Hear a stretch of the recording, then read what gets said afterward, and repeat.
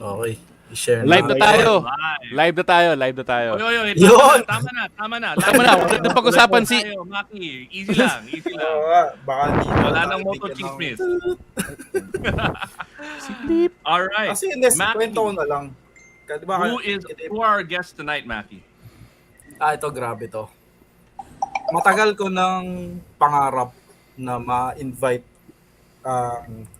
itong mga guests natin ngayon kasi the first time I got invited to ride Mindanao, sila yung mga sumama sa akin o nagpasama sa akin. And I would say, pareho yung experience natin. Alam mo, Talaga? one of my most memorable rides in Mindanao, kasama rin sila. yun no, Oh, ako din. diba? Mag-data. Mag-data. Wi-Fi. I've never ridden Mindanao until these guys invited me. And right now, pinaka-paborito ko talagang lugar ang Mindanao to ride. Agree. Dahil sa napakaraming bagay. And at the same time, hindi lang basta road, kundi yung kung paano kanila i-welcome at i-tour around at ipakilala sa mga community of riders. Yan. So, Wow. papakilala natin sila mamaya. Hindi, Excited sino? na ako. Sabihin mo na. Sabihin ko na ngayon? Excited Oo. ako. O Excited sige, first of all, excited. Una-una, ang President and CEO of Norminring Motorbikes, si Sir Jondi Lacson.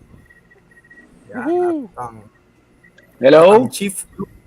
Hello! Hindi pa sila makita dahil nasa Ay. countdown pa rin. Countdown pa. At syempre, ang Chief Group Consultant ng Norminring Motorbikes, si Sir Manny Perez. And the co-founder of Mindanao Freedom Ride at one of the most talented Norminring coaches is Sir Daniel Sunga. Yun. Alam mo, Pare ko, ano no? explain ko sa Sa inyo. tingin ko, Maki, talagang sobrang overdue na ng episode na to eh. Pinakilala mo sa akin si Sir Jondi noong 2020, nung Touratech. Touratech pa noon, bago mag-pandemic. Oh! Oo. Tapos sinabi Kasama namin, natin. sige, mag-guest tayo. Pero yun nga eh, na-aberya tayo ng pandemic eh. Oo. Tama, nakasama mo sila that time with Touratech sa may Bondok Peninsula, if I'm correct. Unisan? Kailan kaya mauulit ng Unisan. Touratech Rally? Unisan. Next year. Parang next year.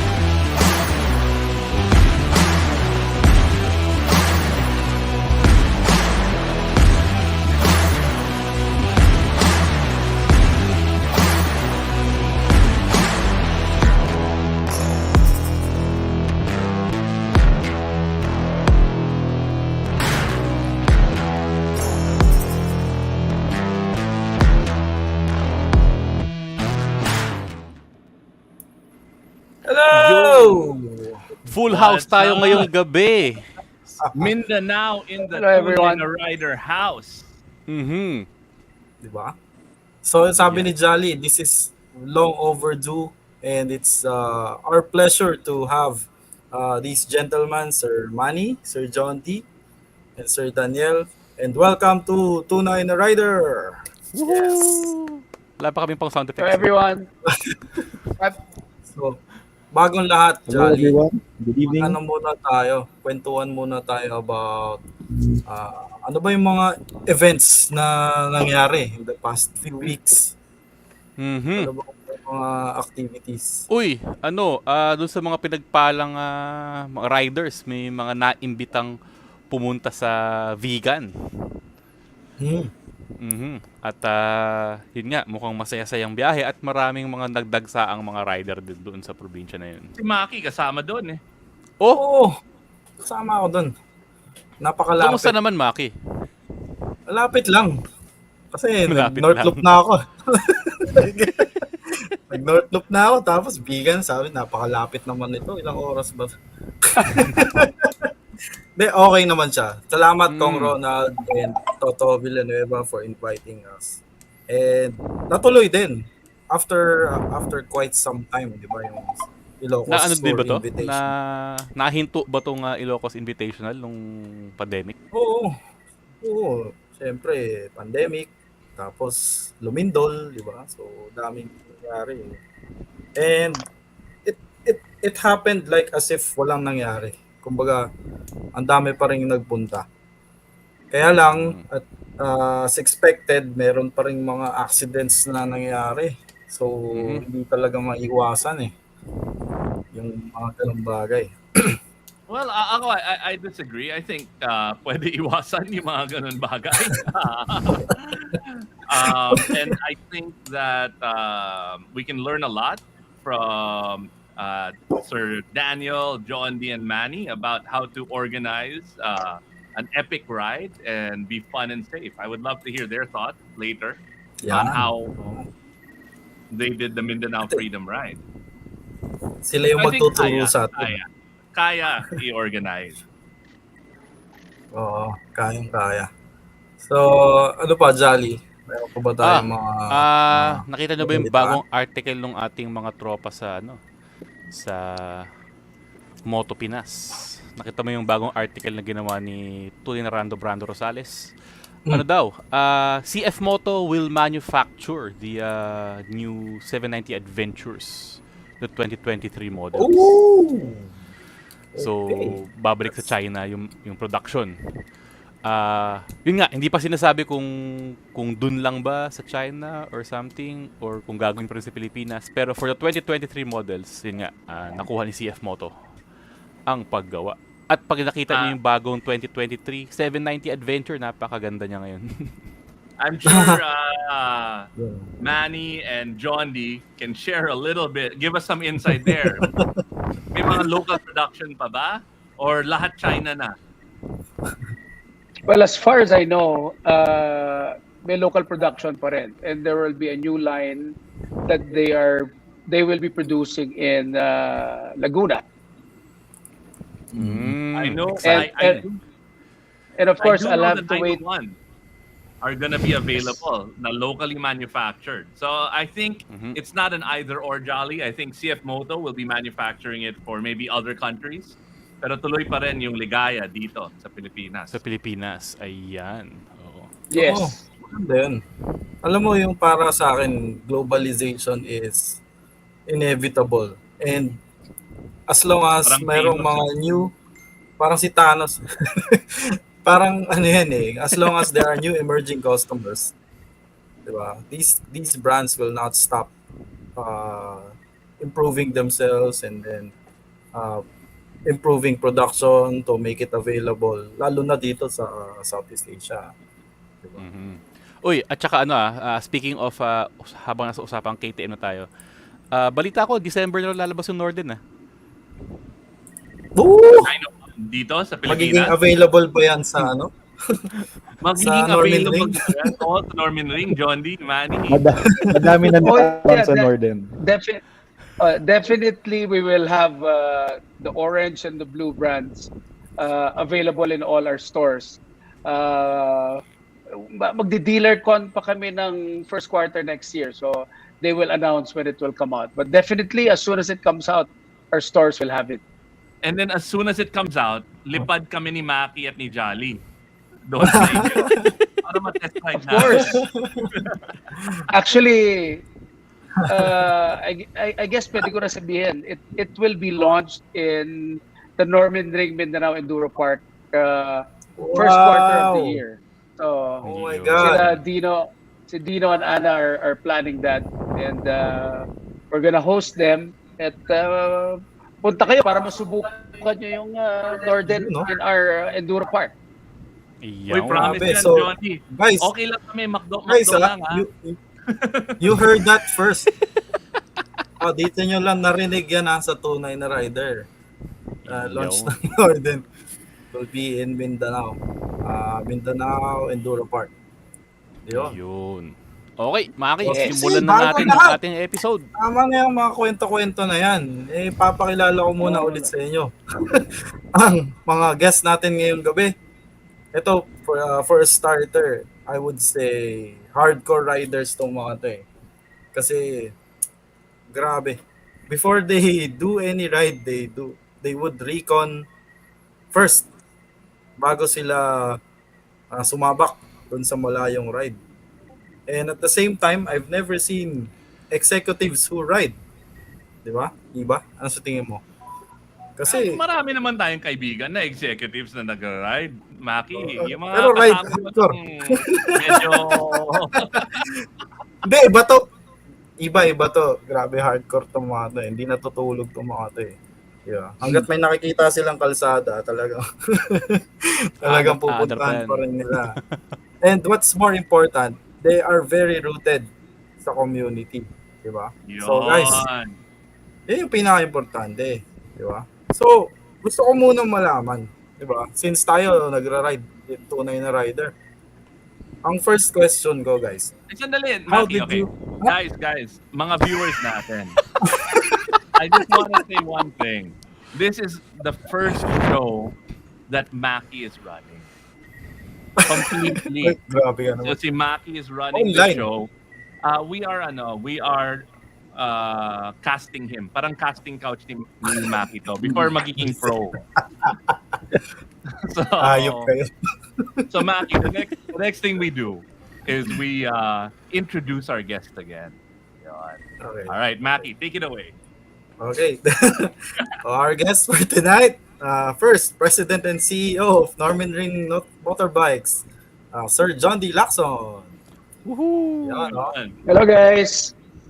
Live from Bukidnon. And Switzerland. also, Switzerland. And also, the Chief Group Consultant of Norminring Motorbikes, Sir Manny Perez. Good evening, everyone. And, of course, the co-founder of Mindanao Freedom Ride and one of the most respected Norminring coaches, Daniel Sunga. Live from Davao City. O, diba? Pogi. Ayan, so these guys are the, in-explain ko kanina, executives who ride, sobrang hardcore. At sila yung nag-build ng community sa Mindanao. So before anything else, how did you get into riding? Paano ba tayo nagsimulang magmotor? Diba? So I'd like to ask Sir Manny first. Okay, I started in 2013. Basically, using my very first motorcycle was a Vespa. Takas lang yon dahil ayaw pa bigyan ng misis. So, pinadeliver ko na lang sa bahay. And after that, I got involved. Ganun naman lagi, di ba? And then after that, I got involved with the business of Jondi as his consultant. And he got me into geared bikes in 2015. And the very first MFR I joined was in 2015. So the progression for me was from a Vespa to a Duke 390, then immediately to a Duke 690, then to a KTM 1190, to Multistrada 1200, and now I'm finally settled with a very beautiful KTM 790 Adventure. Wait, R or S? Yun. Yeah. S. R? S and S. Wait, Manny, I think what it's an made S. you get the Vespa in the first place? What made you get the Vespa in the first place? What made you wanna? I just wanted to ride. I think the dream of every male person is to be able to ride two wheels. Mhm. And I took an early retirement back in 2013. And at that time, there was a very big sale with the Vespa. Ang mura-mura niya noon, 99,000 lang yata siya noon. So it was a very easy decision for me. And I basically just went there, had it delivered in the house, and that basically started it. And luckily, I had friends, my group mates now, who have been Vespa riders for a long time. So it was a very easy progression. And that we now have a group called Moto Takuza. The Moto Takuza is one of those where, like all of us, ang pseudonym namin is Club 1200 because we have to be home by 1200 hours. Oo. So, Ang dami so mo but it's a very big group now of 30 riders. All friends. Ayos. Ang dami pa lang ang laki ng progression from Vespa and now Oo. 790. And the progression was mainly due to Mr. Lacson, who kept telling me, Manny, you need a bigger, a stronger bike because it will be easier for you when you're trying to ride with a big group of mostly big bike riders. And that's true. You know, over time, you realize, mahirap na humabol pag medyo mahina yung makina ng motor. At lahat ng kasama mo, puro malalaki yung makina at malalakas. Yo. Nice. Tatanong naman natin si Sir Dan. Si Sir Dan, sobrang idol ko talaga eh. Ikaw ay Lumilipad. Sir Dan, how did you start riding? Well, actually, I could have started very early. During my high school days, we were BMX crazy yung barkada ko. So, meron kaming mga circuit na mga jumps dito sa subdivision namin. So, we were all bicycle crazy before. So, naturally, dapat pag-college, mag-upgrade sa motor. Pero unfortunately, sabi ng tatay ko, when I asked him for a motorcycle, may nakita ka bang nagmamotor sa mga kapatid mo, sa mga pinsan mo? So, yun lang yung simpleng sabi ng tatay ko, wala nga.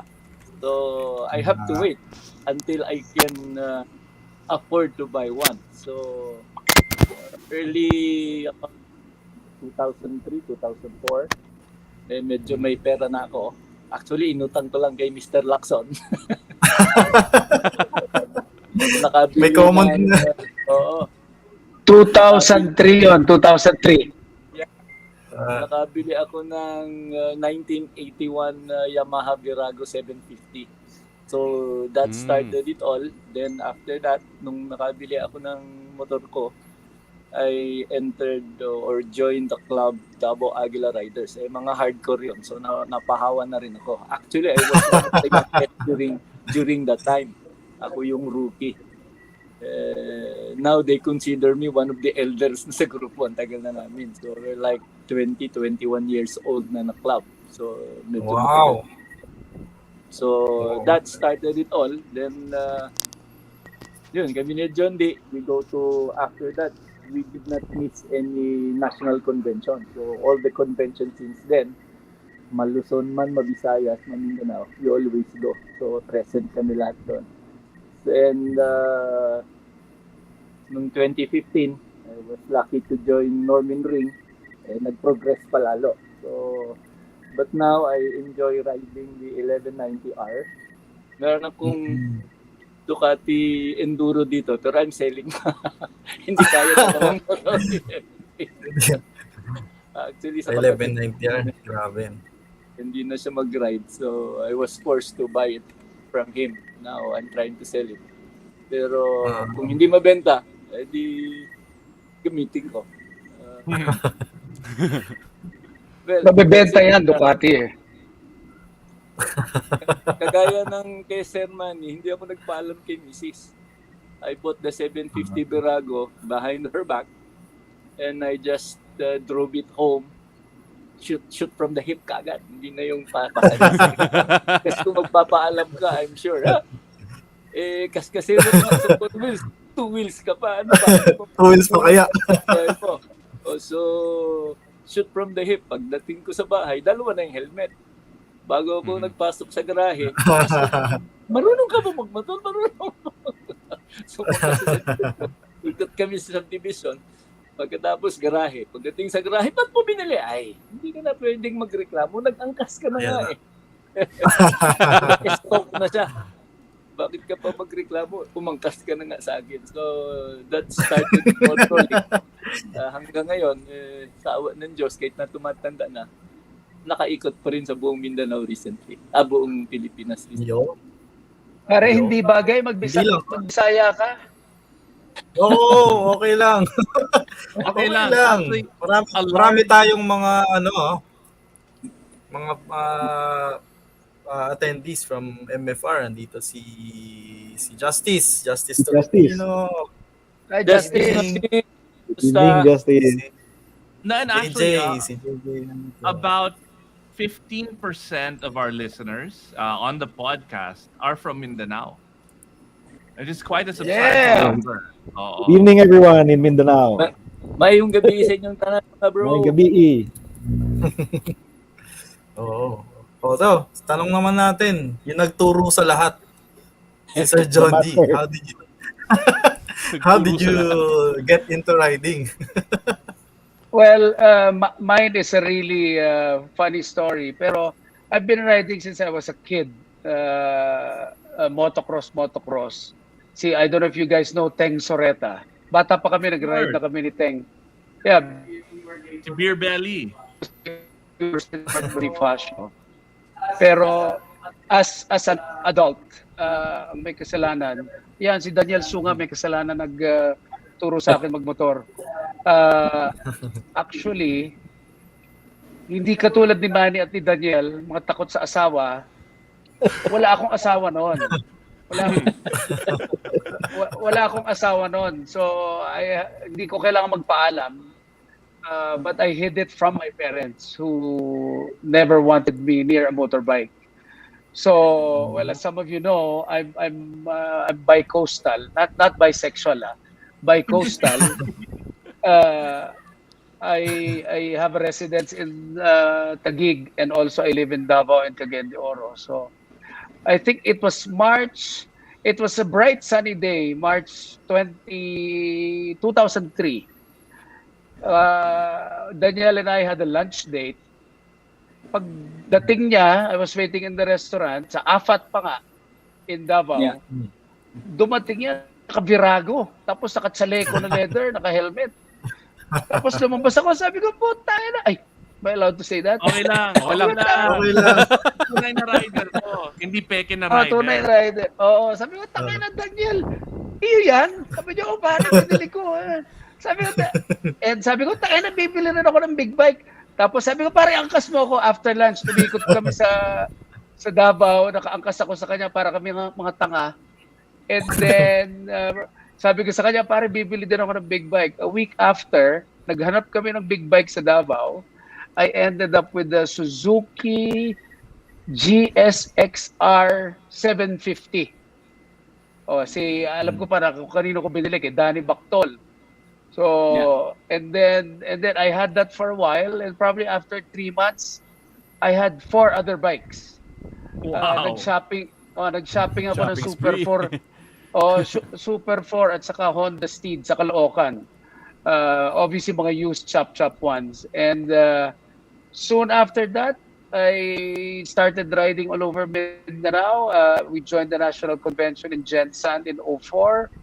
And then I became part of my home club, Cagayanon Cruisers, or KKCDO, 2004.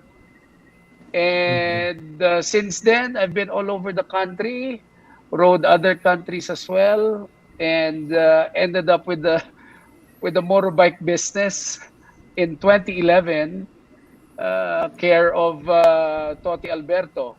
I was the first dealer of KTM and Ducati outside Luzon.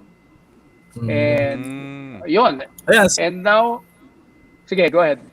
papunta na tayo dyan, no? So, we're going into the business side. Ano nauna? You started riding Mindanao first, or nauna yung business of Norminring? No, definitely nauna yung riding. I was a rider from 2003, and then yung Norminring was founded April 30, 2011. So that's a good 20. 8 years after. Yeah, So, 8 years nice. after pa yun. So it started out as talagang riding ride lang. Tapos you meet Sir Dan, and then people from Mindanao. And now tell us about Norminring, di ba? Parang it's very the name is very unique. How was it Yeah. How was it coined? Bakit Norminring ang tawag sa Norminring Motorbikes? Actually, yung Norminring Motorbikes is also sort of an accident well, a good accident. But Normin is Northern Mindanao. So, di ba, Northern Northern Mindanao. uh, And I was looking for a company name. I wanted to originally build a racetrack in Mindanao because I like cars and motorbikes. So nag-create ako ng company back in 2008 called Norminring Development Corporation. And yun yan, Northern Mindanao Ring. Parang Hungaro Ring, Nürburgring. So yun yung ginaya ko. So Norminring. Okay? So, kaya Norminring. So it's literally started in Northern Mindanao. And yung motorcycle business came 2011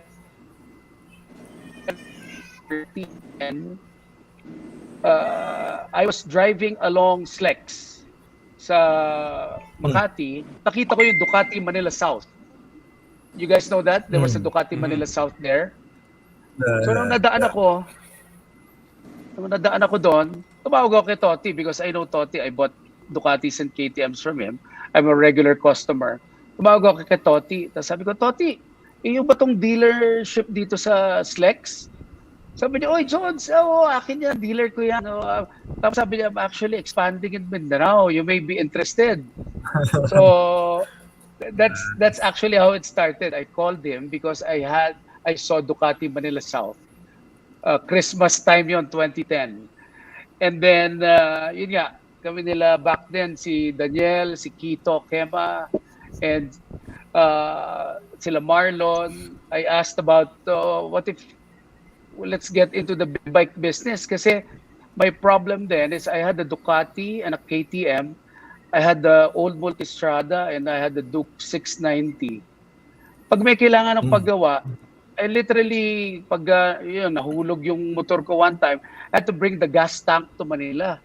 And then every time I needed tires, I went to Pipoy. So, and then yung mga iba nagpapabili sa akin ng mga parts, padala kasi balik-balik ako sa Luzon.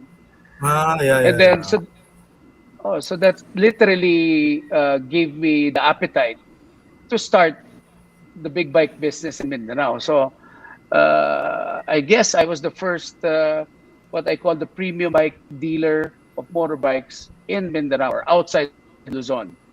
So the pioneer. And then the pioneer. And that was 2011, April 30. And I remember some of my Mindanao friends were asking, pare, sino ba bibili ng mga motor mo? Meron bang market yan dito? Yun ang first reaction. Oo nga. Yun nga yung ano ko next question ko How was the market before in 2011 na motorsiklo sa Mindanao? Meron na bang mga kasi balita ko hinuhulog lang sa dagat yung mga yung big bike. Sir Dan, may ka ba? Galing sa ilalim ng dagat. Malamang yung Virago ko galing sa ilalim ng dagat. So, well, would you say, go ahead. So, I mean, believe it or not, nung nag-start kami ng Norminring, that was the time that, prevalent yung mga chop-chop bikes and mga balikbayan bikes, di ba? You know what that is. Balikbayan bikes. Chop-chop. Yeah. Balikbayan box bikes, di ba? And literally, I remember I had to talk to, the riders in Mindanao. Nakiusap ako na, pare, if ever you're gonna do that, wag nyo naman gawin dito sa brands natin because we're trying to make an honest living. Literally, I spoke to some people engaged in that exercise. Ibang brands ang gawin yung ganyan. Wag yung brands natin. Because, literally, nice. That's true. So Ducati and KTM were the first brands carried by Norminring Motorbikes. Is that correct? Correct. Nice. And so would you say na parang were you part of the creation of demand sa Mindanao or talagang lang talaga siya? It just happened na Uy, timing. big bike, tara bili tayo. Naging Kasi uso, parang gano'n. any successful business, no, it's about really two things. One is the skill set and capability of the people, the passion of the people behind it. The second is timing. So, do you guys think it was timing, or did you do something different? Wow, nag-break. Did you hear, Manny, Daniel? Nakamute ka, Manny. Sorry, Sorry, medyo ano kami, sorry, Iba, choppy you were ah. breaking. We'll try to get the... Ulitin ko yung tanong. No?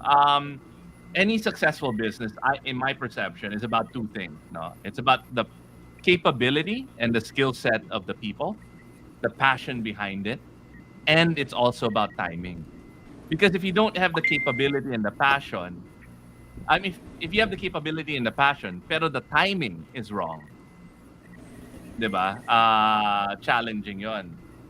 So what do you guys think you did right? Or was it really about the people, or was it the timing, or was it a mix of both? How did you guys grow to be so successful? Manny, you want to answer that? I didn't get the question fully, but I think the timing is perfect at that time. People were looking for a new hobby. A lot of people had disposable income. So basically, what was happening was we were providing a product that people really wanted, did not have sufficient options to choose from. And the best thing about that is slowly and surely, we're trying to keep adding on different types of brands to cater to different types of people. So Jondi mentioned in 2011, they started with Ducati and KTM. After that, I think 2018 or 2017, 2018, we started with the official KTM with ACPI.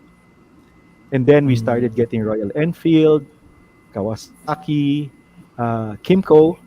And incidentally, Kimco is one of those that actually, from where I sit, one of those that basically addressed a need.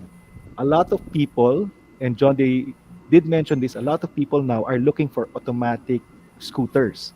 Something very easy, powerful enough to join a long ride, but not too powerful that you get scared. And somehow Kimco has managed to slot in perfectly. Now, for the adventure riders with a little more modest budget, then you go into the Royal Enfields. Royal Enfield also addressed a specific need of people who wanted the classics. Not too fast, not too slow, just right, a bit heavy, but more nostalgic. And then, of course, you have the Ducatis where people really want the best out there, the most powerful, modern technology, everything. So every time we sell a Ducati now and a new model comes, automatically a lot of people will inquire, and there are a lot of purchases as well. KTM for me is right there, up there. They're still finding their place, getting a lot of good sales, hitting the entry level market. So from where we sit as Norminring, we are actually covering pretty much all the different sectors of potential and current riders. And I think that's if you talk about timeliness, I think it's about time. If not for the pandemic, I think the riding community is a lot will be a lot bigger. Also, I'm from Manila, and there is this one of the advocacies that I'm trying to do along with the Normin Ring team is to promote riding in Mindanao. I think one of the best things to do if you are not from Mindanao is to prove that it is actually safe. The riding is better, definitely a lot better. The roads are beautiful, they're wide, they're cemented. You can go very fast and very safe. And the most important of all, the drivers in Mindanao respect riders. Yun. Kapag padating kapag padating ang bikes or big bikes for that matter at Tumatabi. sino yung big bike, kusa silang tatabi. Pag nakita yung ilaw ng mga motor, kusa silang magbibigay. Very different, and unfortunately, it's very different from the experiences in Manila. Iba in Luzon or in Luzon. Iba you mentioned how I started and why I started Vespa. when I started Vespa, and our group started in September 29, 2013, Marilake was the place to go because there were not too many riders. It was very safe. It was already an adventure in itself to ride Marilake all the way to Lukban. Right now, I don't even ride Marilake on a Saturday or a Sunday, only because of the general fear. The other thing that's very good about Mindanao is they're helping promote motorcycling as a hobby. Vloggers there have actually talked to each other, and they said they will not post any accidents. Why? Because it will now hinder or prevent people from wanting to ride motorcycles. If you keep posting accidents Bad happen, things. they also happen in Mindanao. But here, for some reason in Manila or in Luzon for that matter, the vloggers are actually waiting for accidents to happen. And then unahan sila mag-post. Mag-post. Oo. And that Mga, puts a very bad light on the sa motorcycling community uh, yan. hobby in or pastime in general. You know, it prevents people from getting on. Mm. How many Ah, wives have said to their husbands, I don't want you to ride a motorcycle because it's dangerous? Nakita ko kasi yung I mean, video ni danger Ineng is niyan. relative for me, but I think if there's a place to learn motorcycle riding and enjoy the beauty of the country, ride in Mindanao. And I will always promote Mindanao as a riding destination. And again, yun. Mababait talaga I kami dito am sa Manila. Mindanao. Mas mababait mga tao dito, Chomari. Mabait Pero, talaga. I mean, sobrang gandang bagay na marinig yun, na in some parts of the Philippines nga, na at least ganun, na may singular purpose yung mga influencers at mga social media people, personalities sa inyo, na they promote motorcycling. As in talagang they want people to ride motorcycles. Kasi, ngayon ko lang naisip yung ganung perspective eh. Dito nga, tama. Sa Metro Manila, for the views eh. So, wala kaming pake kung it gives motorcyclists a bad light, at least marami akong views. Ito yung common question. Ako kasi, before I started riding Mindanao, syempre, yung first impression ko, baka dangerous kasi, di ba, alam niyo na yun eh. Alam niyo yung mga kwento about Mindanao. So, I'd like to ask you guys, how safe is Mindanao right now? How is it friendly to riders, especially from Visayas, Luzon and Visayas? What can they expect riding Mindanao? Can Sino I, bang can I gustong answer that question? Sir Dan, sige. Go Sige, ahead, Sir Dan. please. Well, it's true before. Siguro during the 1980s, it's the peace and order situation, specifically Davao and the entire Mindanao, is not that conducive to riding. But, of course, when Mayor Duterte became mayor, nagkaroon ng sense of order. Nagkaroon ng some kind of parang calm sa Davao City at nag-spread ito sa buong Mindanao. To tell you frankly, during the time, ako mismo, kahit na 4 wheels, I do not want to go to other places except Davao, Butuan, the rest of the Mindanao, hindi ko pinupuntahan because ako mismo, taga Mindanao, takot. So, when itong boom supposed to be ng mga riders in Mindanao, mga 90s to 200 na 2000 na rin nangyari. Medyo peaceful na. So much more hanggang ngayon, I've been all over Mindanao, of course, including Jondi. We've been to every nook and cranny of Mindanao. Lahat na ng dapat puntahan, lahat na ng highway, madilim man, wala Ako man din. Oo. So, na-ride na namin a few years back, probably a decade before, and wala namang nangyayari. So, it just goes to show na hindi na delikado mag-ride sa Mindanao. In fact, nagdilipanan na lahat ng sulok ng Mindanao, meron ng mga big bikers club. And these big bikers club go everywhere. So, that's why Mindanao Freedom Ride is for us to enjoy the island of Mindanao on 2 wheels to prove to everybody na peaceful ang Mindanao, orderly, and walang mangyayari sa'yo. As mentioned by Sir Manny, mababait yung mga truck drivers dito, namimigay ng nag-overtake at talanganin ka, malayo pa lang. Tumatabi. Oo, tumatabi at magmiminor para makapasok ka. Hindi ginigit-git. Minsan, hindi pa ako nakakita ng gigit-git dito pag nag-alanganin ka sa overtake. Although you have to be very careful, you're in two wheels, you're on two wheels, tapos overtake ka. So dapat walang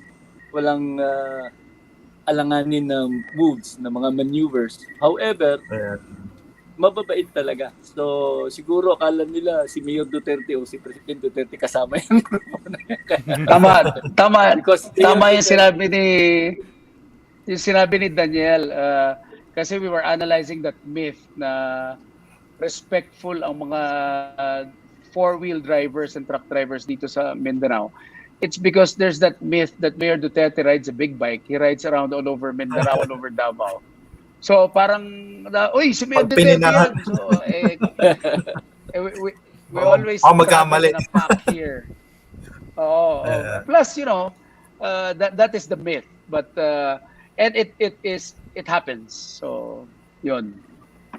Siguro dagdag ko na rin, no, na in Mindanao, even the riders themselves, in turn, also are respectful of the drivers.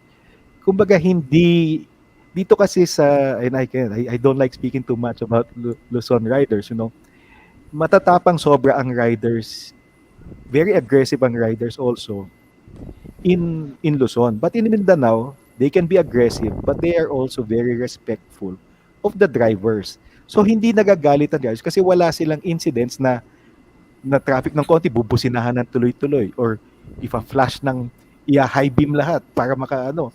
Very different ang attitude. So I guess it's a matter of mutual respect, the way I see it, where the riders respect the drivers, and in turn the drivers also respect the riders. So kasama na rin yan. Yun. Again, it's very different from the attitude in Luzon or the general Metro Manila area. Okay? Kapag may nagbigay sa akin dito sa Mindanao or wherever am I riding, pag may nagbigay na driver o nagpatabi na truck, nagkumaway na, mauna kayo, mag-slow down ako, I always give the thumbs up to show us uy, salamat, thank you, or ba mag-wave or anything. So, mutual respect talaga begets respect. Ako, I agree 100%. Pero, mas delikado talaga magmotor sa Commonwealth kaysa sa buong Mindanao. Sa totoo lang Mag Mindanao ka na lang kaysa mag-Commonwealth. And the other thing that I've realized, and I don't think it's unique to Mindanao, no? I think also, kasi whenever I ride in Mindanao, like kami nila Toto, we did the whole Philippines, 19 days. When you're in Mindanao, parang ang laki ng mundo. No? Everything is big and massive. And then you go to the Visayas, lumiit konti. Sumikip konti. And then pagdating mo sa Maynila, after you take that Roro from Mindoro, pucha, napaka-claustrophobic. Diba? So, na-experience nila yan. Alam nila yan. Like, last 2 weeks ago, di ba? So, nagkaroon ng freedom ride. So, Mindanao riders, it's their first time riding in Metro Manila. And then some of them were like, takina, ba't ganito dito? parang they were not very, nagulat talaga sila. Talagang brasuhan, di ba? Alam mo yung Rush R Ed sa Rush RC5 papuntang BGC, talagang nagulat yung mga Pero I agree that I've experienced also riding in Mindanao. Talagang yung mga tricycle tumatabi nasa outer lane. Ayun. Sobrang okay. Pero I think this is very Sige, go ahead, Sir John. If I may add, Maki, one thing that drove me to pursue Norminring Motorbikes is because yung after riding so many years, no, yung Mindanao, people don't realize it's the second biggest island in our archipelago. Luzon is the biggest island. Second is Mindanao. Tapos ang is pahaba. Ang shape ng Mindanao is like a fist. It's like a one. It's like a fist, no? And yung behavior ng mga taga Luzon, it's like somebody from Sorsogon. Example lang, somebody from Sorsogon will not be riding to Ilocos Norte, Ilocos Sur, or Cagayan Valley. They would ride to Manila. They would ride around Sorsogon or Bicol. But people from Mindanao, people from Zamboanga would ride to Davao. They would ride to Butuan. They would ride to Surigao. From Cagayan also. They ride everywhere across just because it's accessible. It's 500 kilometers away.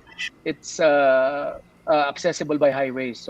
So that drove me na nung nagbe-big bike ako, sabi ko, I see the potential of premium bikes is what we call it in Mindanao. That's why I pursued that business to start in Davao.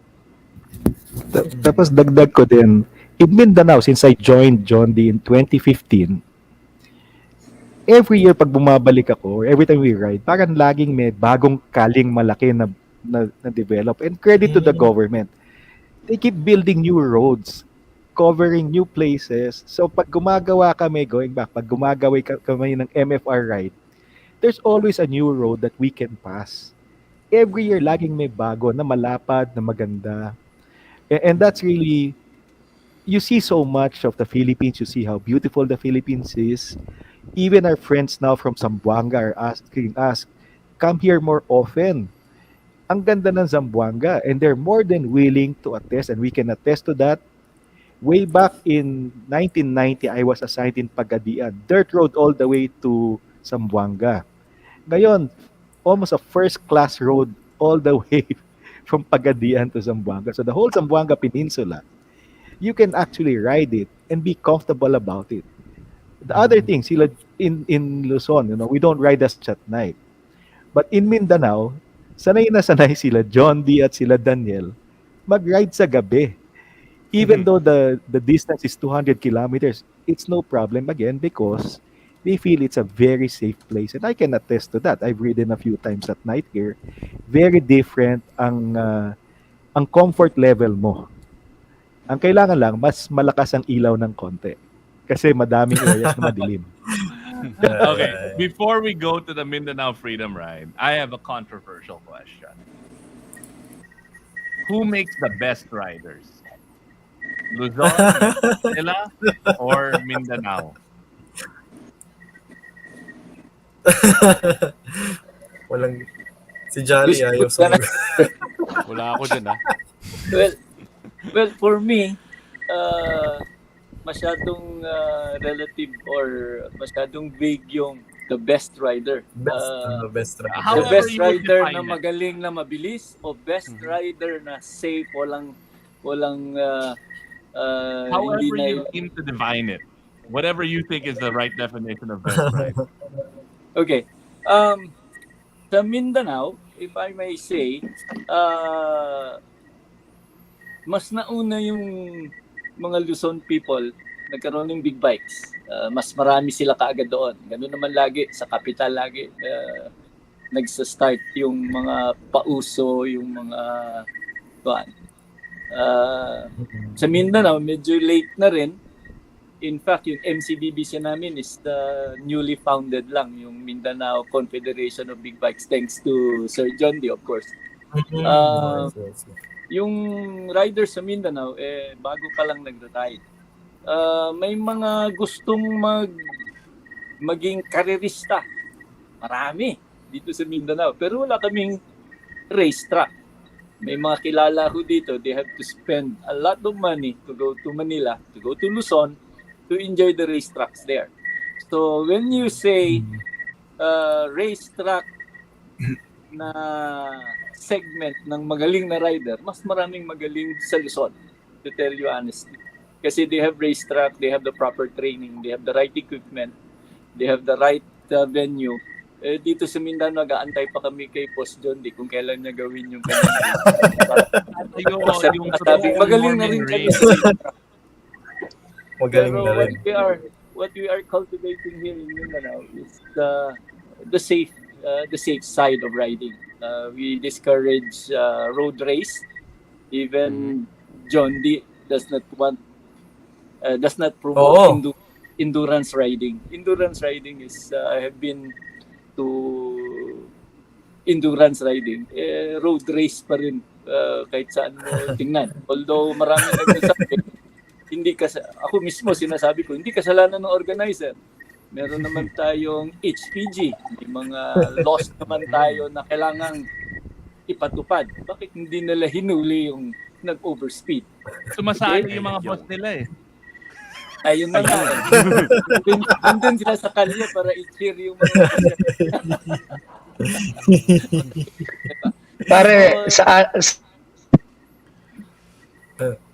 Pare sa atin, ang endurance is 14 days of riding. That's our endurance challenge. And it's a group tour. It's not a race. You're not racing with your companions. We are actually touring and having a good time with the company we have. So sabi ni Echo Motovlog, di ko po sure if merong ganitong service. Sana may moto tour package from Manila to Mindanao, inclusive with full accommodation and guide on a motorcycle. Norminring tour. Ako, dyan tayo papunta. Actually, ito na yung sinasabi ko sa inyo. Meron Norminring Motorbikes, meron silang ginagawang annual ride. Diba? Ang tawagin natin ay Mindanao Freedom Ride. Yan. So, ito yung lagi niyong babanggit. MFR. Ano ba yung MFR na yan? So, ano ba yung Mindanao Freedom Ride? And how did it started? How was it formed? Okay. Well, when we started Norminring Motorbikes in 2011, I told my management team, kailangan natin magtayo ng flagship event that will be a venue for our friends and customers to showcase their bikes and their skill, no? So yun ang sabi ko. And the goal at the outset was, sabi ko, we have to have the longest, biggest, funnest ride, epicest ride every year. So, yun yung naging mantra namin, ano. So, basically, why freedom? Even my own son is asking why I call it the freedom ride. And basically, we call it the freedom ride because when you ride with us, you're free from stress, free from responsibility, free from your family, well, free from your wife, From the wife? free from your sport, free from the wife, Pero yung mga iba, yung mga free wife from mo sumasama, di ba? responsibility. Meron mga sumasamang wives as a back ride ng mga participants. Free from your namin. children. And free from your children. Basically, nakakatawa yung freedom ride because definitely it is my best ride and longest and biggest ride of the year every year since I started it. Because that's what we like to do. You know, the culture is different. The kanya-kanyang rider, iba-iba ang hilig nila. Some like coffee rides, some like overnight rides, some like lunch rides, some like going around in circles in a racetrack. But kami, the core group of the Freedom Riders, we like to explore, we like adventure, we like long rides, we like multiple overnights. And mind you, may purpose ang Freedom Ride. We have a CSR component every year that's part of the Freedom Ride. We collect registration fees, and part of the registration fees go to a, CSR recipient. And my favorite, obviously, is to help the public school system and the school children of the public school system in the Philippines. So we've built classrooms, we've donated entire classrooms, we've donated printers, school Daycares. supplies, Who and cares? we've rebuilt libraries We and build modules. uh, auditoriums across the country for the Freedom Ride. So may purpose siya. And to be honest with you, we added that CSR component para yung mga ibang hindi pinapayagan ng asawa, payagan. Diba? And, Yun. It's ride oo, for a cause. Ride for a hindi cause. lang Ride for a hindi cause. lang ride for a cause na hindi corny na, you know, we hindi siya corny. It's for a purpose. Mhm. So marami kayong We scholar. find the recipient along the Oo, way. marami Yan ang talaga. pinakamaganda. And Marami scholar. alam mo, ang nakakatawa sa lahat sa Freedom Ride, people, my friends across the country ask, ang number one question nila, paano kayo pinayagan ng mga asawa nyo mag-ride ng 2 weeks? Kaya yan ang sinasabi kong, yan siguro yung rason kung bakit ang tawag sa mga Mindanaon male, mga siga. Kasi kayang magpaalam at pinapayagan ng 2 weeks mag-ride. Diba? Ako tiga Luzon, kaya 7 days lang. Sabi ni Sir Raymond Gabriel, alam niyo din ba na mamabait ang mga riders ng MFR? Magalang at di babaero. O, di ba? Panalo. Paano ka? Tama yan. Tama yan, tama Tama yan. yan. Tama yan. Bro Raymond, Because maraming salamat. Tama yan. Tama yan. Because part of the requirements sa Mindanao Freedom Ride is you cannot have sex for the duration of the Freedom Ride. Yun. And that's Kasi that's kapagod. Wow. kapagod ka. It will affect your skills. So kaya bawal. Kaya pala, Ayos. 14-0. We must trust in MFR, no?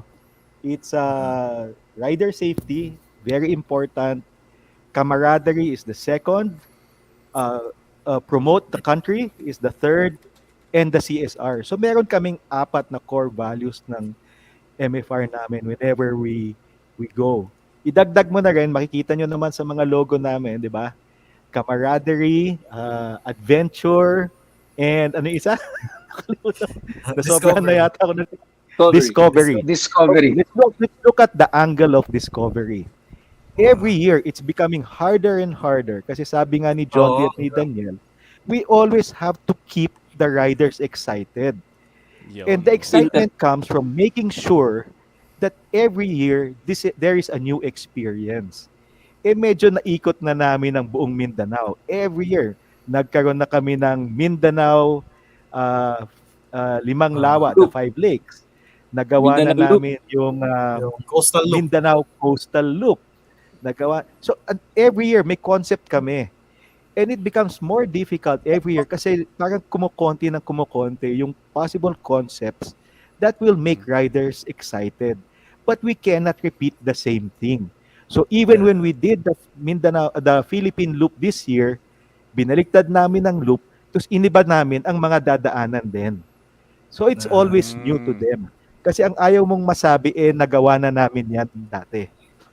So, and that's why 6 months before, pinag-uusapan na namin, what's next, because the riders, they always have to be excited.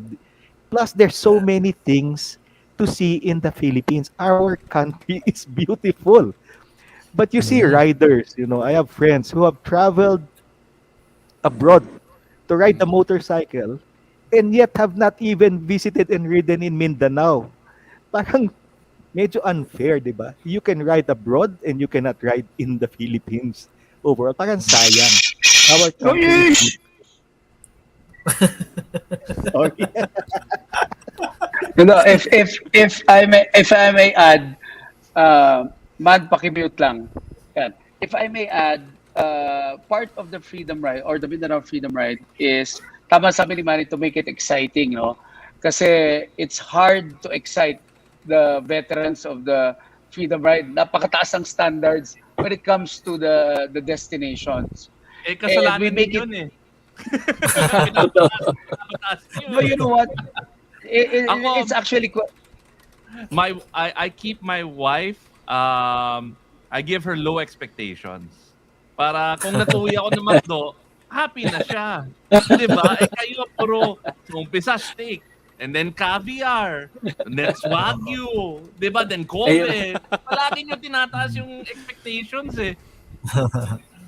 I think ako, personal experience, I've been joining MFR since 2017 yata.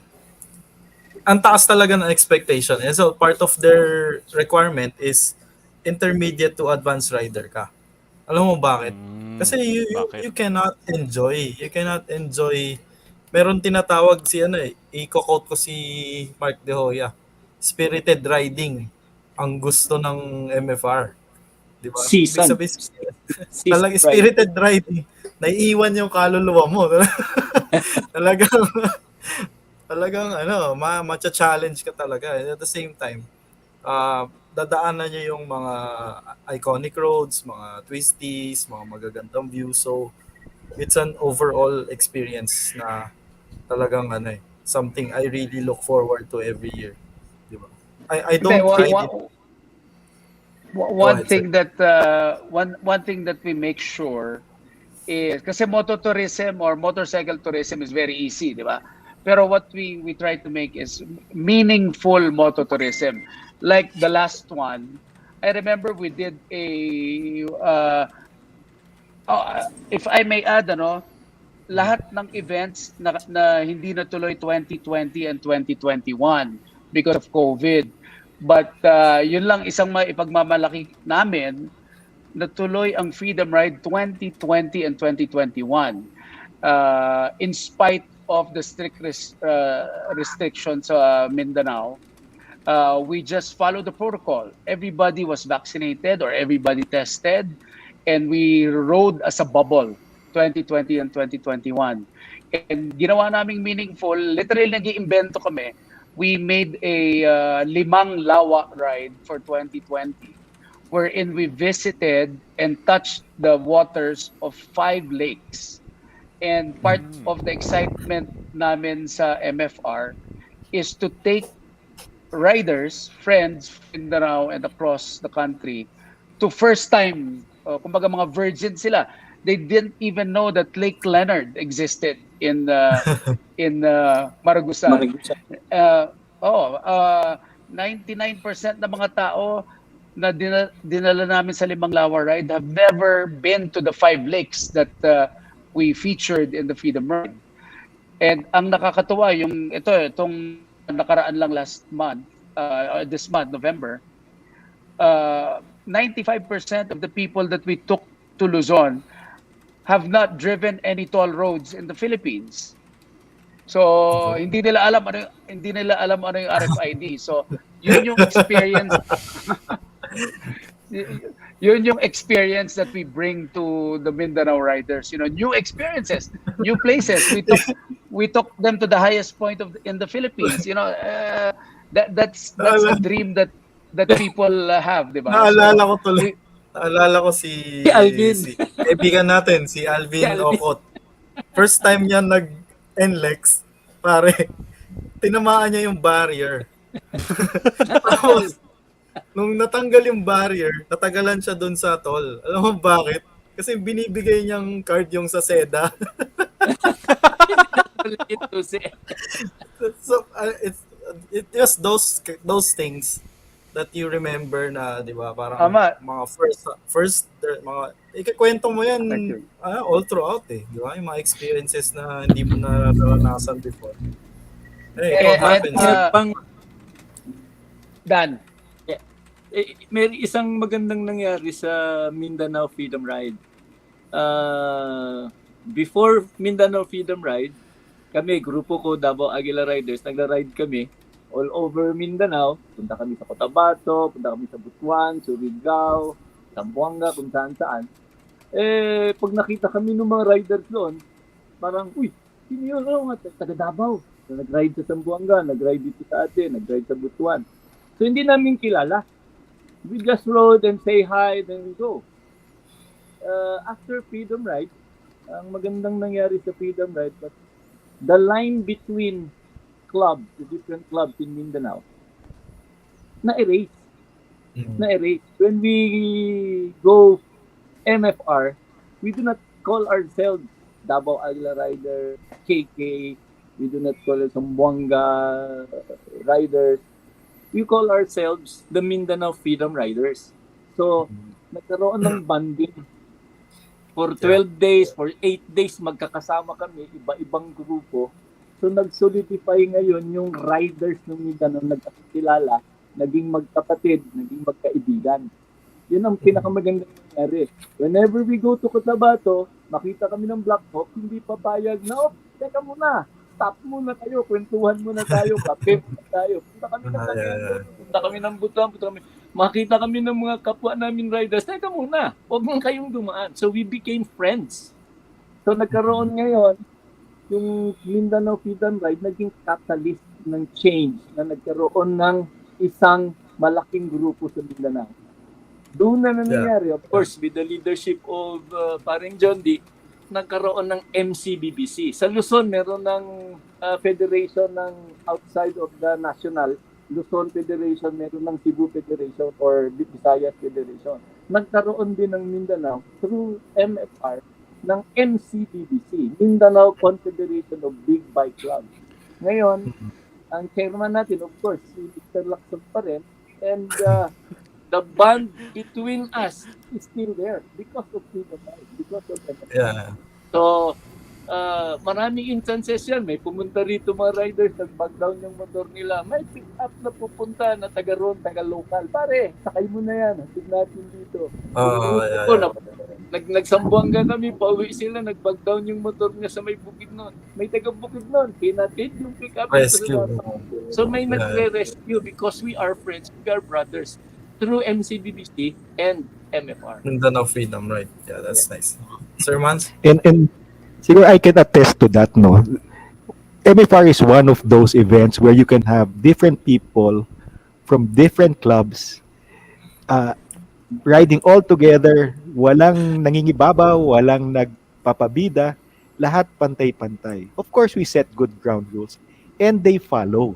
Walang magmamalaki dyan na tayo better rider. But in MFR, whether you're a beginner or a relatively less experienced than the other, pantay-pantay kayo dyan.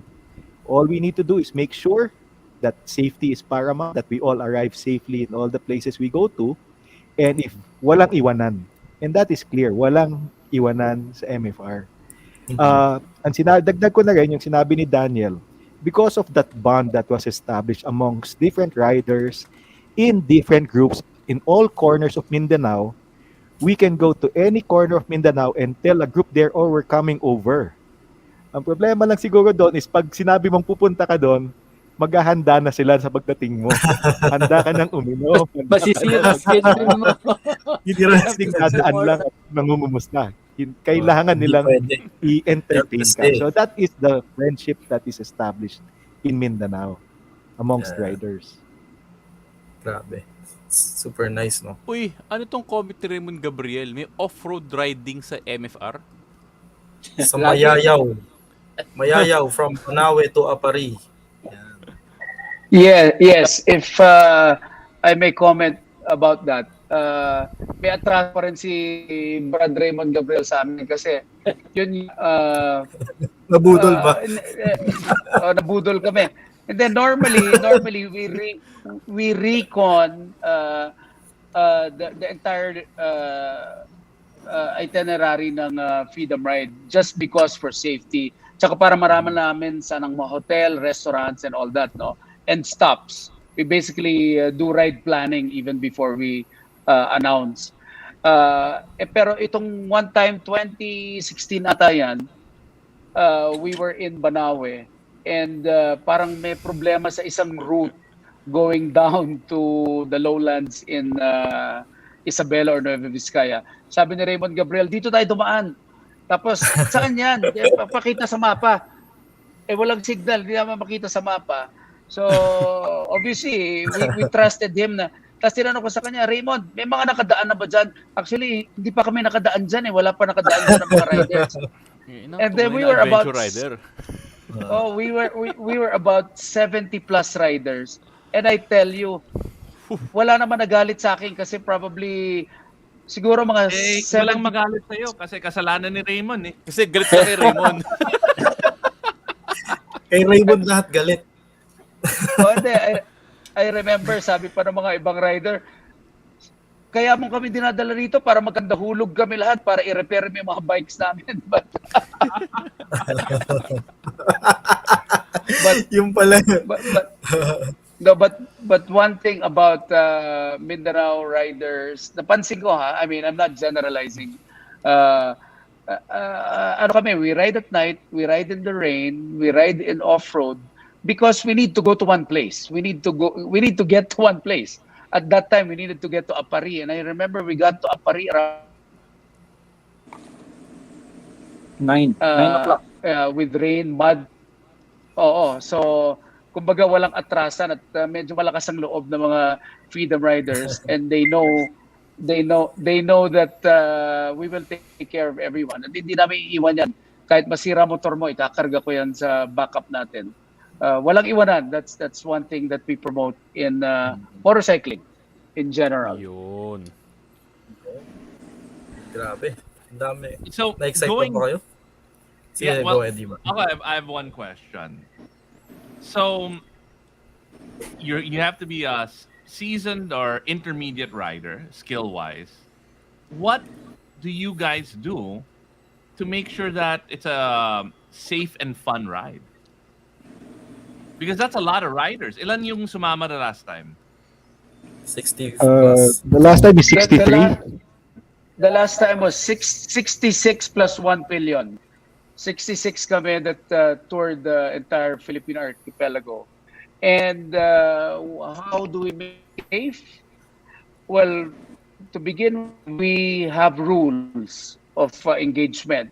Kumbaga, you sign up for this, you have to abide by our rules and not your rules. And we obviously emphasize that this is not a race. This is a group ride, meaning you have to ride with a group. And ang inaakala ng iba, the ride is slow. But based on our recon, there are some places that you have to be slow. There are places that will allow you to be fast. Ayoko lang sabihin yung top speed namin sa MFR, but it was fast because obviously the Ducatis were right in front, so it was fast, di ba? Plug lang yan, plug. And the KTM 790 was in there in the middle, hindi naiiwan. Nauna pa nga. I guess diba? the science of making a ride safe, I admit, comes from experience. Daniel and I have had almost 20 years experience in group riding, thanks to the National Federation of Motorcycle Clubs. We've been all over the country. And we pretty much know, I wouldn't say 100%, but probably 80-85%. We know how it is to be safe in group riding. We have experiences in Asia, in Europe, in North America. Naka-ride na tayo dyan. And pretty much Sir common Dino, sense. nandito. Sir Dino, good evening. Hi, Dino. Ay, Dino. Good evening. Siguro, John D, dagdag ko lang that in any MFR, we will not pursue it kung hindi na-recon yung area. Dapat maikot muna ng riders ng Norminring yung whole tour. So itong ginawa natin na Philippine Loop, inikot nila Jondi, nila Daniel, nila Pietro, nila Marlon. Before the actual ride happened. So 2 beses nila ginawa. Wag mo kalimutan si Coach Jake Gomez, baka magtampo na naman tayo. Pinadala ko pala yung picture sa inyo kung ano yung mga designation namin. Diba?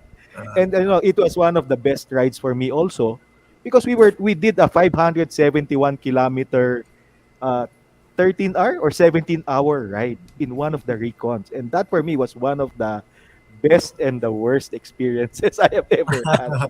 Best and the worst. Unlit twisties with landslide. Na may ulan at bumabagyo. Grabe. So, ibig sabihin, before you engage into a ride, talagang recon muna. Of course. Yeah, of course. Kasi nga, we need to determine, we look at all the hotels, we look at all the restaurants, we look at the gas stations. We pretty much plot the entire trip on the recon ride. And to be honest with you, the recon ride is one of the most challenging rides. I look forward to it every year kasi, for example, yung ginawa namin from San Juan, La Union up To Sagada. to Cervantes to Sagada, Banawe, down to Nueva Vizcaya, Quirino, and Baler. And I remember we arrived there around 4 a.m. kami dumating. That's a 570 plus ride. 4:30 a.m. kami dumating. Oh my God. At yung my own freaking recon team, nag-mutiny sa Banawe. Sabi nila doon na lang daw matulog. Sabi ko, Hindi ako yun. sabi ko, ang mission natin hanggang Baler. Can you imagine we were in Banawe 7 p.m., 8 p.m. and we needed to go to Baler. And that was a good that was a good 300 plus kilometers in the rain. In the rain. Oh my God. And landslide. And landslide. May landslide na may bako doon na nag-ayos ng landslide. And naganahan We kami. have to wait. Nung we had to wait for about an hour and a half. Ginanahan kami kasi yung mga nag-aantay ng mga truck drivers doon, sabi na, sir, malapit na yung Baler. Mga 5 oras na. 5 oras. Lapit na. Oh my God. Siguro dagdag ko na rin sa safety since we're into the item about safety. 100% of all the Freedom Riders have to have their bike checked and certified by a Norminring service center. For free. We don't charge anything there. For free yon. Unless may Wow. kailangan. Scrutineering. Tama So yun. kailangan Tama. ma-certify Tama. ng mechanics namin. Well, tama yan. We do that kasi we have to check if your bike is roadworthy, your tires will make 4,000 kilometers. Plus, ang isang advocacy namin, we ask everyone to remove their wang-wang or their blinkers. Correct. Kasi nga, Correct. yes, that's our Ang advocacy. BMW lang mga yan eh. We do not have those on our bikes. No comment. Hindi bagay sa KTM at saka Ducati. Ay, hindi. Ito sabi ni Marlon Big Montera. Mindanao Freedom Ride. Naka-arrange na lahat. Roro, hotel, tollways. Wala nang iisipin riders. Kumbaga, Tama. register ka lang, sama ka lang, and then enjoy the ride, di ba? Tama Yeah. yun. If I may add, guys, kasi we ride all over the world, not just the Philippines. Ang inadapt namin sa Freedom Ride is the ease and the convenience of booking a hotel. Alam mo naman dito sa yung Roro, humihingi ng ORCR, PPA, Coast Guard, yung barangay captain, yung kagawad nanghihingi ng kung ano-ano, yung mga security guard. So basically, yung Freedom Ride, you one-time payment. You pay registration, you pay hotel, you pay Roro, and you basically do not have to settle anything in a hotel, in lunch, in dinners. Kumbaga, seamless yung ride. You just ride in, you park your bike, you give your name at the hotel check-in counter, you get your key, you sleep, or you eat and drink first, or do whatever, and then in the morning you just hand over Ride your again. key. Wala nang bayad. So it's seamless, and we basically made the Freedom Ride world class, just like the way you ride in Yun. Japan and in Europe and in North America. So if they can do it, the Norminring can do it, and we've done it for so many years. So yun. Yun. Grabe. Wow. Ayan, no? So, Meron tayo natin hindi yan, na-recon iba. na isang ride. Triple Oo. S. Yung Yung triple S yun, the Cebuco, epic ride. Cebuco si Rawai Shokon sa Zamboanga. I And was we there. learned our lesson. We learned that lesson there. Kasi sabi ni May Mayor isang, comfortable daw. may isang mayor Tama na nagsabi, yun. gawa na yung kalsada. We're Pagpunta Pare, supposed to namin have hindi- lunch Hindi at kayo, this place. hindi kayo, Dumating kami dinner. hindi kasi kayo nakinig sa PNP at sa Philippine Army. Sabi ng Army, sabi hindi na dumaan kami. Sabi na ng Philippine Army, Sir, wag kayong dumaan dyan. Masyadong off-road at hindi kaya ng mga bikes nyo. Ang sagot namin, kayo nakadaan kaya namin yan. Ayun. Ayan. Buti nga. No, but the Okay. good thing is we're still talking about it up to now. What an experience. Grabe yun. Grabe And yun. that's Walang what naiwan. riding is about. No, it's about these memories. It's not when everything goes well. You Yeah. remember the rides where things like that happen, and you can afterwards laugh about it. Yung may mutiny, may may road na hindi passable, yung may kasalanan si Raymond Gabriel. Yun ang nakakatawa. Correct. That's- Actually, that's every night, pagka Freedom Ride after a destination, different topics yung mga pinag-uusapan. Ano nangyari kanina, ano nangyari last week, yung experiences, yun yung nagla-last. And it keeps you, within the group, no? Yung experience na makukuha mo dito sa, Mindanao Freedom Ride. Sa So, experience Maki- ko, ito sa... Sorry. Yeah. Maki, if I can add, one comment from a freedom rider that I remember na sinabi niya. He was riding a Ducati 1260 Multistrada S. First time joiner siya 2020. Ang comment niya sa akin, sabi, pare, iba pala magmotor pag 2, 3, 4, 5 araw mo nakasama yung motor mo.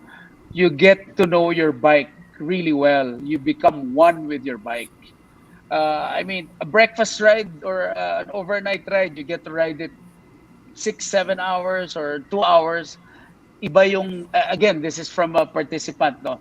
Tama nga, no, you get one with your bike. You get to know your bike really well after riding it for like 4 or 5 consecutive days, let alone 14 days. Meron akong maidagdag. Go ahead. Marami ng last freedom ride namin, mga first-timers. Mga season riders, pero first time umikot o first time sumama sa freedom ride. Ang nakakataba ng puso is, nung unang araw, hindi pa sila magkakilala. Hindi sila masyadong nag-uusap. Pero after 6, 7, 8, 9, 10, 11, 12, hanggang 14 days, parang magkakapatid na lahat. Yeah, that's right. Magka-selfie na sila, magkaka-roommate na sila, friends sila sa Facebook. So, yun ang nakakataba ng puso.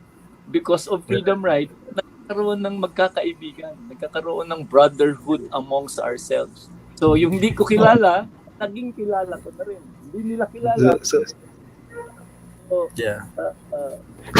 ganda yung Magandang nangyayari. Sir Manny. magandang segue yung sinabi ni Daniel, no, about the brotherhood. I think this is one of the few or the only ride that I know, and again, I'm speaking for experience, na pinagsasama namin ang mga Muslim brothers natin and Catholic and Christian brothers all together. A big group of the Mindanao Freedom Ride are comprised of Muslim brothers. And we respect them. Every time we start a ride, you will always have a Catholic Christian prayer followed by a Muslim prayer, and everybody respects that.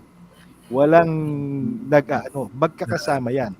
Even when we prepare our meals, Pati we Yun. differ more towards the needs of the Muslim brothers. So no pork.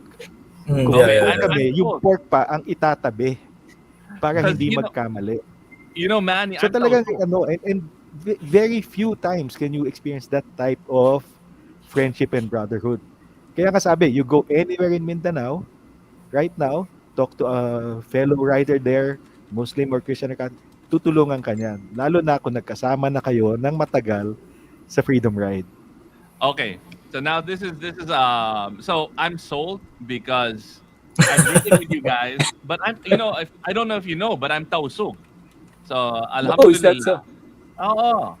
Oh. But now that I'm sold, and I'm sure a lot of people who are going to be listening to the podcast and who are watching the stream now, um, are you guys allowing people who aren't from Mindanao to join the Mindanao Freedom Ride?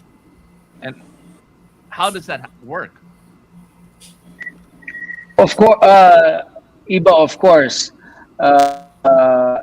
we allow any seasoned rider. You have to be a seasoned rider just because you will ride at night, you will ride in the rain, you will ride for about 500 kilometers in a day. So, ang maganda sa Freedom Ride and what I appreciate the most sa Freedom Ride is, people who sign up, they don't even know where we're going. They don't even know the hotel we're going to. They don't Tiwala. even know when. May tiwala sila. They know the brand. They know the brand of the Freedom Ride, and they pretty much know the culture that we are trying to promote: discovery, camaraderie, and adventure. And a lot of people know in Mindanao is anti-accident ako. That's what I hate the most, accidents. So we really work hard to prevent such things because no one wants to ruin a holiday or a big ride with an accident. So yun yung number one ano namin. And anybody can join, but we ask for referrals. So for example lang na somebody wants to join na hindi namin kilala, so we ask, ano bang club mo? How long have you been riding? Sort of filtering. And we have excluded some because we know that they're not capable of doing a 14-day ride from sunrise to sundown. And we pretty much know, that the community is very small. So we know who is capable and who is not. At yung mga naghahanap ng mga sponsor, yung mga baguhan na kilala na nila sila, ganyan, yung mga ibang riders. So it's pretty much very very open, and we're flexible as long as you can hang. Di ba Maki? As a matter of fact, in the past, riders from Manila actually sent over their bikes by freight. They joined the Freedom Ride, tapos pina-ship back na lang nila after. So if you're asking us whether it's open, it will always be open. Ang criteria lang is a bit more experience plus may referral na dapat endorsed ka or vetted ka by somebody to at least guarantee that you are capable of riding that long, that hard. Because it will also be very difficult for us and our sweepers if meron talagang mahina. Mabagal yung buong ride. Kasi walang iwanan eh. So, the fast boys will end up waiting too long for the slow. Tapos yung mga slow naman, mape-pressure humabol, which puts them a little more, it will be a little riskier for them dahil habol sila ng habol and they might be riding beyond their capability. So, yun lang ang reason why we have to vet newcomers when they join MFR. And by the way, MFR is not always 14 days. For most part, 4 years, mga 5 to 7 days yan. But we try to make a very long ride every 5 or 6 years. And that's the Philippine Loop. If I may add, meron kaming bit na mga chief mechanic. The last 3 ride we have 2. And with instruction from Jondi, magdala kayo ng gear, ng helmet, ng lahat. Kasi pag merong hindi kaya na mag-ride, pwede nyong i-substitute. So we have this 60-year-old man, si Sir, from Zamboanga, 66 years old. Meron siyang parking accident, medyo namaga yung paa. So we offered him for a rest. Kahit na isang araw, sir. Rest ka muna, up ka muna, yung aming chief mechanic ng mag-ride. Hindi pumayag. Pero as I said, ang kaming dala na spare rider kung sakasakaling hindi kaya mag-ride. Nilagnat, 14 days. Baka lagnatin ka.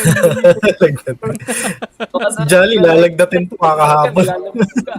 So, meron kaming spare riders. Fortunately, walang nag-take nung mga spare riders namin. Well, at least 100% nakatapos sila lahat. Natapos nila ride buong Yun. sector. All right. I mean, the time has moved so fast. Thank you so much, Manny, Jondi, Dan, for joining 29 Rider. And since it's the first time you're here on the show, I'm going to ask you what we ask all of our 29 Rider guests. What is your definition of isang 29 rider? Sir Manny.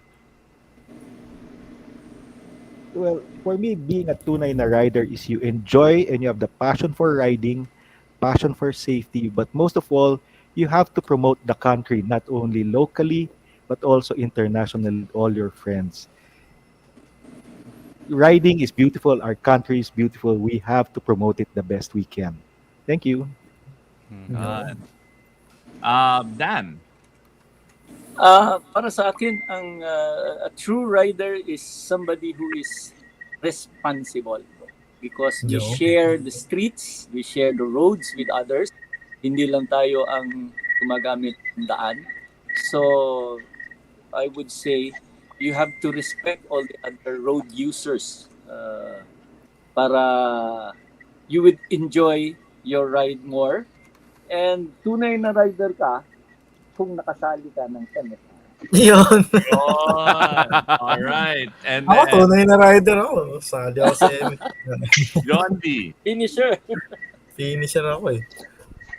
Hindi ko masyado nadinig yung kay Daniel, but para sa akin, after riding for almost 20 years, ang tunay na rider, yung lahat ng sinabi ni Manny, lahat ng sinabi ni Daniel, at in my case, ang tunay na rider, yung sumama sa Mindanao Freedom Ride. Because because to me, I probably rack up, lalaban ako sa highest mileage sa buong Pilipinas. I rack up a lot of miles riding. If you haven't had a chance to ride the Mindanao Freedom Ride, give it a chance, and I guarantee you, you will become my friend and everybody's friend. And you will experience a good time in two wheels when you ride the Mindanao Freedom Ride. Thank you, everyone. Yun. Dagang salamat. Well said. Dagang salamat. Are there any upcoming activities that you're looking forward to in the future? Well, the next Mindanao Freedom Ride is November 2023, and it will be the first international Mindanao Freedom Ride. We will do Thailand and Palawan combined. Tsaka ako nasasabihin ng detalye. Yes, we will have a 10-day ride, probably 5 days in Palawan and 5 days in Thailand. Wow. Plug mo na yung convention. Ipa-plug ko na rin the National Convention of the National Federation of Motorcycle Clubs of the Philippines will be in Davao City, hosted by the On Any Sunday Riders. I think it's the weekend after Holy Week, and that's a big event after a 2-year hiatus. And I invite all the Federation bikers and new bikers to register with your clubs, because we accept by clubs only. We don't accept individuals. And it will be a fun event in Davao City in April 2023. President's meeting. President's meeting of the National Federation will be on Saturday in Cebu City. So I invite all the Federation clubs, Luzon, Visayas, and Mindanao, to join that event to discuss the National Convention in April. All right. Sir Manny, Jondi, Dan, any last parting words for our viewers and listeners on 29 Rider Podcast? Enjoy your Man. riding and ride safe. Dan. Safety. Two wheels lang tayo. Alam nating tumbayan pag walang stand. So, safety lagi. Hayaan mo yung mga kumahataw. Huwag mong sundan, lalo na kung season rider. Huwag mong sundan. Yan. And Jondi. Jondi. Ako, common sense, hindi tayo si Valentino Rossi, hindi tayo si Mark Marquez, and the same way na hindi tayo si Bagay. LeBron James. You know, let's just have fun with our bikes. Think of our families, think of our safety, and that's what we promote: safety on two wheels. It doesn't have to be dangerous, you know, guys. Yun. It doesn't have to be dangerous. That's all I can say. Keep safe. All right. Alright. Thank you Alright. guys for joining. Sobrang bitin pero sobrang meaningful. Thank you for this very busy weekday. Alam ko may party pang attendant ng mga to eh. Di ba? Pero thank you for giving us time. And ang dami nagsasabi, bitin daw yung kwentuhan natin. So hopefully, ulitin May part two. natin. Part 2. MFR. Kwento nyo yung pinakamagandang kalsada sa Mindanao, etc. Masarap na pagkain. Yun. Yung Nasa usapan. Mindanao tayo dapat. Para Yun ang maganda. may Yun yung experience pinakamaganda. natin. Oo. Yun ang Kita-kits pinakamaganda. dito. Norminring Podcast. Live, di ba? Live. Live. Diba? All right. Again, Alright. thank you. Thank you so much, everyone. Dagan salamat. Thank you. Bye-bye. Thank you, everyone. Salamat. Thank you. Bye. Bye. Bye-bye. Enjoy the party. Next week. Sana Next si week. Joey. We will have Yan yung grade Coach natin. Joey Storm Rivero at ikakwento namin ng aming track day sa Clark International Speedway kung paano kumalat si Jolly. Hindi pala si Jolly. Nagkalat. Nagkalat. Thank you so Uy, much, everyone. Shout out sa moto. Mga kaibigan natin from Zamboanga, Moj Ajibon, Jonathan Piera, KK, and sino pa ba? Kuya Nonoy Zambra. Thank you for watching.